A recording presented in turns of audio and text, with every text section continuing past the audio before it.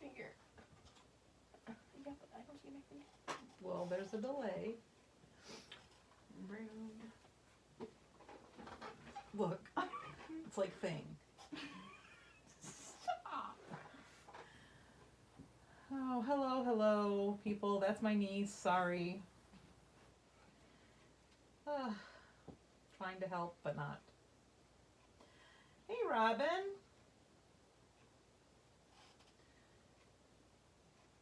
How's it going, Barb? Marilyn, Lois, Christine. Hi, everybody. As you're popping on, say hello. Let us know who's with us. And we'll give it about a minute to let some people pop on.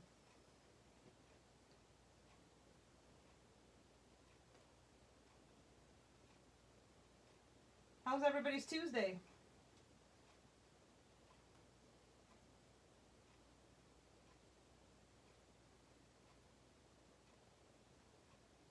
So if you happen to watch the replay and you see Thing coming in on the corner, that's my niece's hand. Hey, Marianne. And I don't know what's going on with my stomach, but it's making some weird noises. So if you hear rumbling, that's me. Sorry. Or laughing. Oh, you're so sweet, Marianne. She said Tuesday is already great because it's Technique Tuesday. All right, so it's 7 o'clock. Let's get started. This is a sample of what we're going to talk about today. And I just want to say, I do a lot of my techniques on tags because they're a good weight paper, and I can use them. Hey, Susan. But these techniques can be done on any kind of paper. All right, so I'm using tags because they're easy and they're a smaller square footage so that so it doesn't take me a long time to do the technique. But please know that these all can be used on any kind of paper. All right, so what this is you guys are getting another sneak peek at a new stencil design. This I used this stencil and I used a tag. I'm not actually going to do this part because I've got some prepped already, but I am going to show you how it's done. So what you want to do is create, it's kind of it is a resist. And what I used is this Wow embossing powder. And what's nice about this embossing pad is it's got a spongy, the ink pad is spongy, and I think Versamark is probably spongy too. And it works really nicely when you're pressing in it like this in the stencil to get down in there. When you're using a felt type ink pad, it doesn't squish into the openings of the stencil.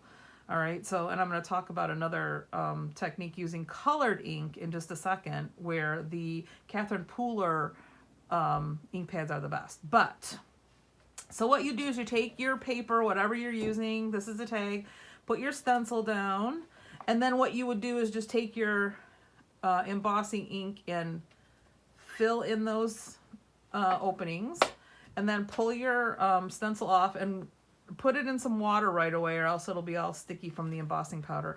And then I used clear embossing powder. All right, this is Hampton Arts, but we've got Ranger, Hero Arts, a couple of different brands of clear, maybe even some Wow, clear embossing powder at the store, and then just sprinkled it on, right, and tapped it off and heat set it, and this is what it looks like. All right, so you can see it's shiny here where the clear embossing powder is, or it has been melted. All right, so that's how you get your surface prepped. All right, that is one way you can. The other way you can is use a colored ink and use the clear embossing powder. Now, I'll show you, this is the Catherine Pooler ink pads, and you can see they're spongy, so they work really well because when you press in, it gets inside of the little opening. So the Catherine Pooler ink pads, because they're very full of ink and the ink pads are squishy, it's perfect for this technique. Hello, Renee. Hey, Gabrielle. Hi, Mary. All right, so that is prepping this background technique with clear embossing powder. You could you could use a colored embossing powder too, depending on what you're going for. But what's really nice about this is that, and let's do this in Lumberjack Plaid. Let's also find our Stay Put mat. One second, one moment please.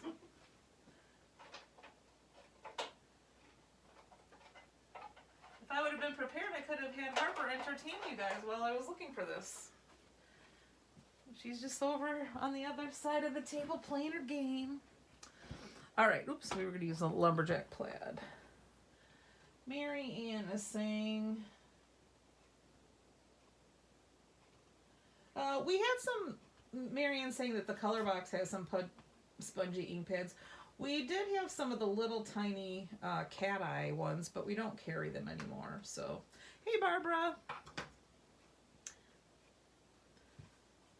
All right, so we're going to use some Lumberjack Plaid on our blending brush.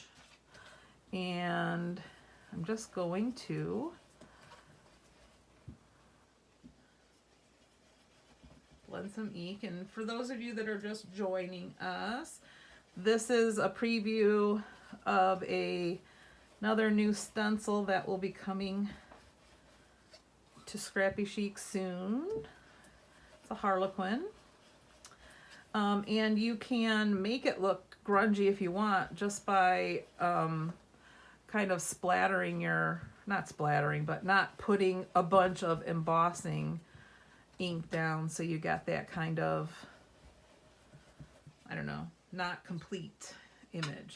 All right, and the nice thing about the embossing powder that's on here is that you just take a cloth or a paper towel and wipe over it where the resist is, and see, the ink comes right off of that area, and here you go. So you can do a solid color like this. You could create an ombre effect. You could do a rainbow. I wanted to show you this one with the colored ink pad, and we will use my other favorite, Uncharted Mariner. Hey Susan. Other Susan. Susan Rinky. All right, so we'll put, this is the Sea Glass ink from Catherine Pooler, and this is the Uncharted Mariner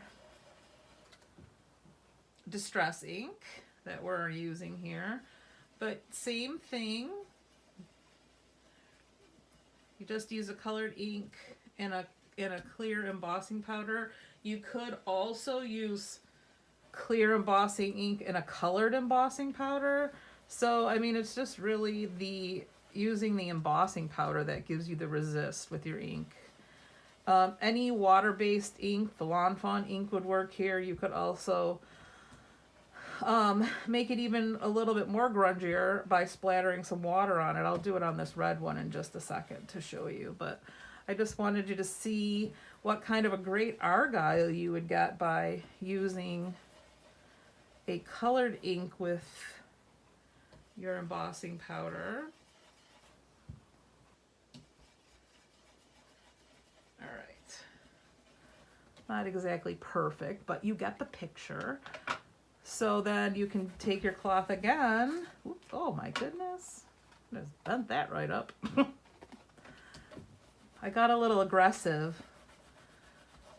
Surprising for me, isn't it?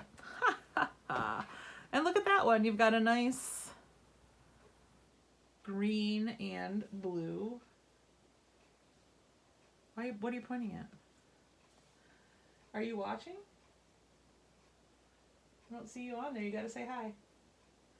You have to say hi in the comments. Okay. All right, Susan is asking, what am I going to do with my samples? Well, you know what, Susan?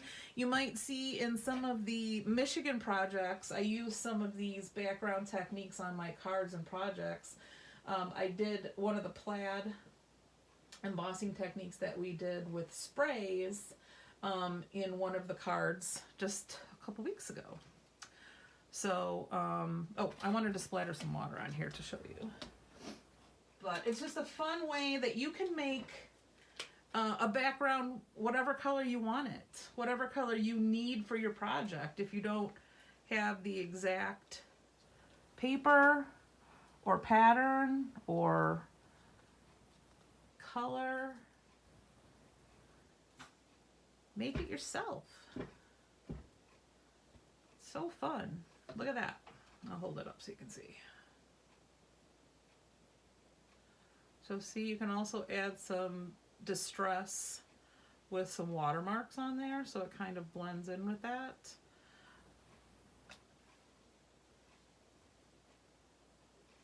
Mary, are you asking me to sprinkle water on the blue and the green one? Is that what you're saying? Is that what your code means?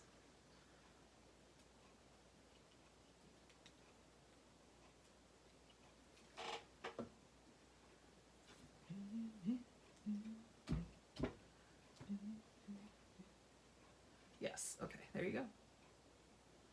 That's what it looks like.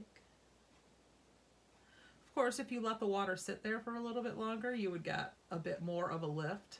You can see I missed a couple of those drops right there when I blotted it, so look at how much ink gets lifted off there, so you really get that splattered effect. All right. Anybody have any questions? I wanted to use the new Lost Shadow ink, but it's very light and hard to see on camera, so maybe next time with our technique we'll use that new new color. Let me see your comment. All right, any other questions?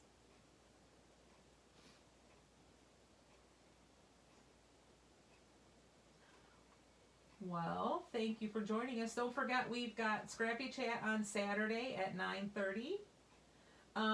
We have a couple of new classes up on the calendar. The Michigan project that I showed in the last Scrappy Chat is available now for signups. It's going to be Wednesday, March 8th from 5 to 7, I think. And then we've also got our March in-store event, Spring is Sprung banner, up for signups as well. And we will see you coming up in less than 2 weeks. The Lawn Fawn release is going to be Thursday the 23rd, and our in-store Lawn Fawn card class, All for One, will be on the 25th. So we still have seats available if you'd like to join us there. It's going to be a fun rainbow themed day. I think that's it. I think that's all I got for you. If no one else has any other questions, then I am going to say, have a great, hi Harper, have a great Tuesday, and enjoy the warm weather. And Renee says, hi Harper. And that's it. Thanks for joining us. We will be seeing you soon in the store. I'm certain of that. See you next time.